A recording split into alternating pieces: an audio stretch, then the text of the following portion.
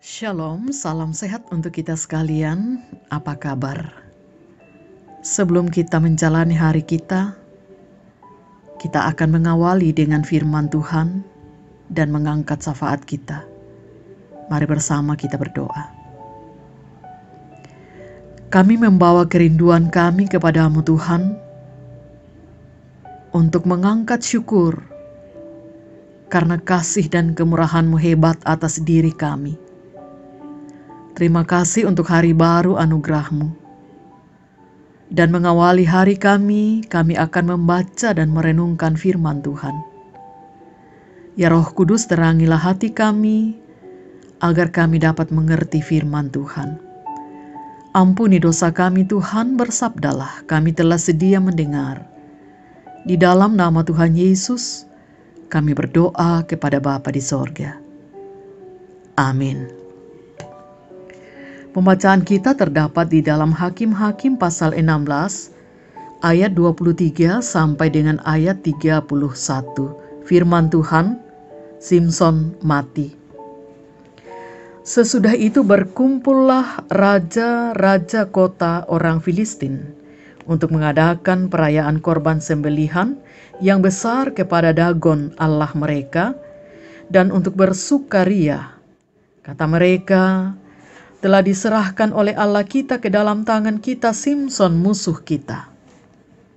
Dan ketika orang banyak melihat Simson, mereka memuji Allah mereka sambil berseru, telah diserahkan oleh Allah kita ke dalam tangan kita musuh kita, perusak tanah kita, dan yang membunuh banyak teman kita. Ketika hati mereka riang gembira, berkatalah mereka, panggillah Simson untuk melawak bagi kita. Simson dipanggil dari penjara, lalu ia melawak di depan mereka. Kemudian mereka menyuruh dia berdiri di antara tiang-tiang.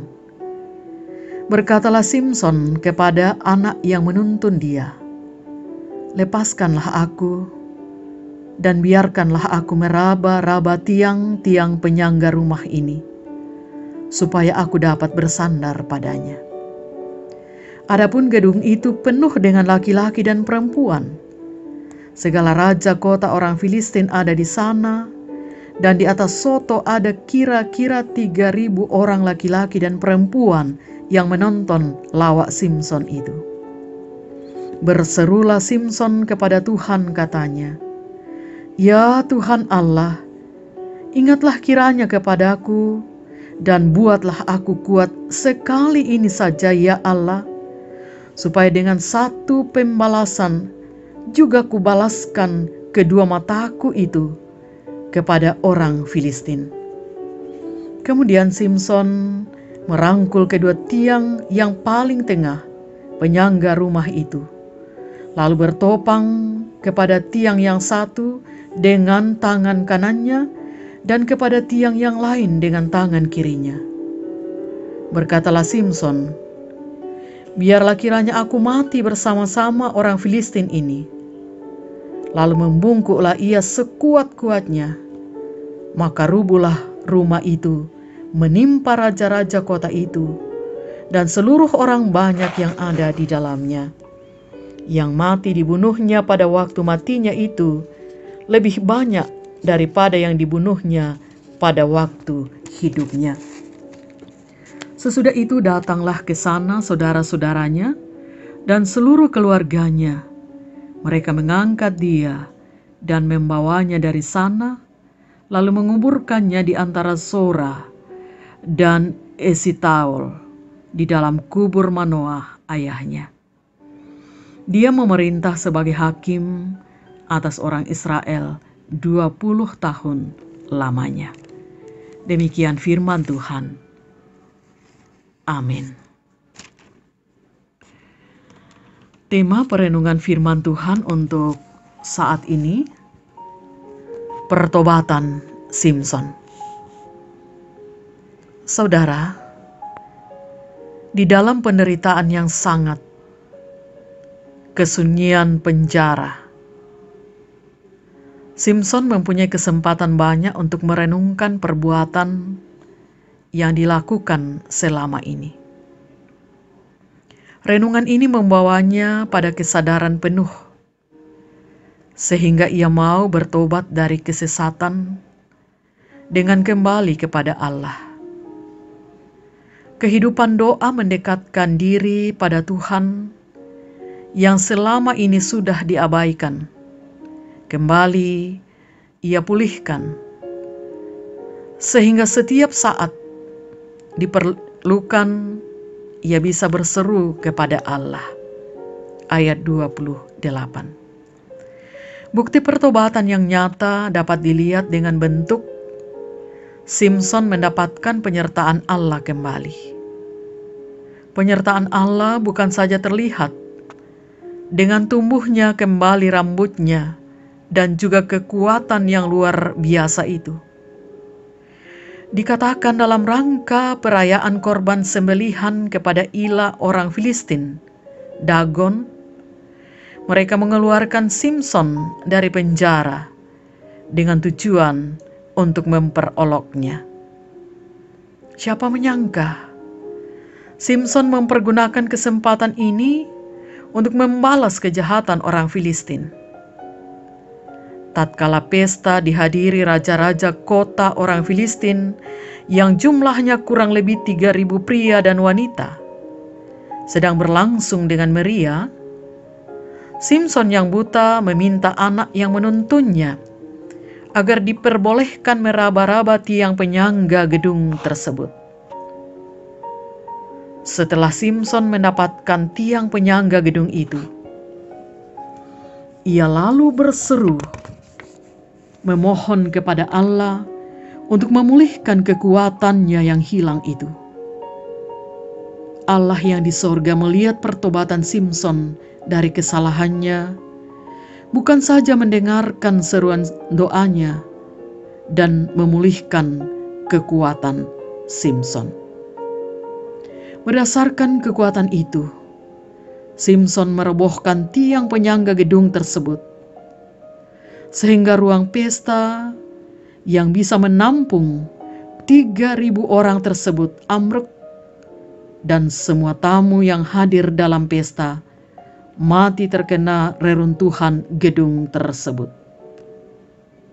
Meskipun Simson ikut mati bersama orang-orang Filistin sebanyak 3.000 orang, tetapi sebagai nasir Allah yang sudah bertobat dari kegagalan, ia bisa dipakai kembali oleh Allah sebagai alat untuk menghukum orang-orang Filistin yang dosanya sudah bertumpuk-tumpuk. Karena itu saudara,